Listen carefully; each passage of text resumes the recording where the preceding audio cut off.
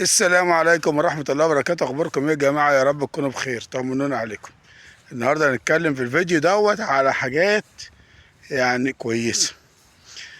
إيه الحاجات اللي تسمع كلام مراتك فيها، وإيه الحاجات اللي ما تسمعش كلامها أصلا؟ في حاجات كتير جدا إحنا بنسمعها من ستات اللي عايشين معانا، وبتيجي في الآخر بدربكة. وفي حاجات بيبقوا رأيهم صائب فيها بجد. من الحاجات اللي رأيهم صائب فيها أي حاجة تخص البيت، من أكل الشرب الترتيب لحياة، بيدبروا نفسهم سبحان الله إزاي. يعني حاجة فعلا جميلة وغريبة. فهم في حاجات بيفهموا فيها جدا، الحاجات اللي هي زي تدبير البيت وتدبير الحياة الزوجية والمعيشة، الأخص تربية الأولاد. أحسن ناس في العالم كله إن هم في مصر بتخلي بالها من عيالها. الغريبة بقى إن في حاجات تانية لو أنت سمعت كلامها فيها كل سنة وأنت طيب بحة. إزاي؟ عايزين نروح مش عارف نعمل إيه بفلوس، عايزين نشتري مش عارف إيه بفلوس، عايزين أي حاجة، أي اقتراحات خارج تدبير البيت وترتيبه. كل سنة وأنت طيب.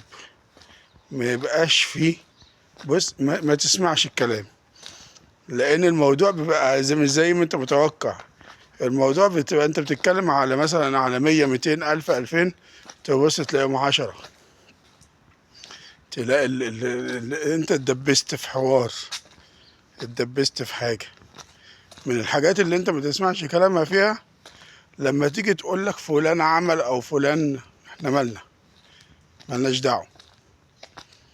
حتى لو حاجه انت اصلا مالكش دعوه بيها وعلى حاجه تخص بيتكم، بتتكلم هي فيها، تتكلم وبتقول لك ده فلان عمل وفلان سوى لك طب احنا مالنا يا ستي؟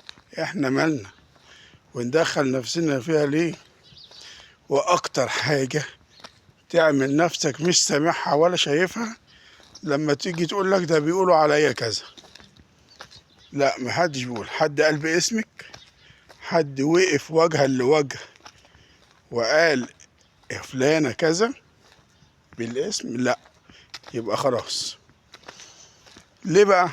علشان في واحدة تانية جت قالت لها دول بيقولوا عليكي كذا ويقولوا عليكي كذا، وهو في الحقيقة ما حصلش. هو بالفعل ما حصلش أصلا. يعني ولا حد قال عليها ولا حد عمل. ويمكن اللي قال عليها ده قال خير، واللي وصل لها كلام شر. وهي أساسا الستات بتتلكك عشان خاطر المشاكل. الستات بتتلكك في الحاجات دي قوي، إن فلانة قالت وفلانة. تروح هي ساعات تندفع وتقوم رد الإساءة اللي هي أصلا ما حصلتش بإساءة تانية. في الحالة دي انتوا كده لبستوا في مشكلة من غير سبب، وتيجي في الاخر لما تقعد مع الناس تلاقي ان لا حد قال ولا حد عمل، ومجرد اللي وصلت لها الكلام دي هي السبب في ده كله واختفت. يعني يا ريتها حتى تبقى حضرت تقول انا شفت او سمعت، تلاقيها اختفت وقت الكلام.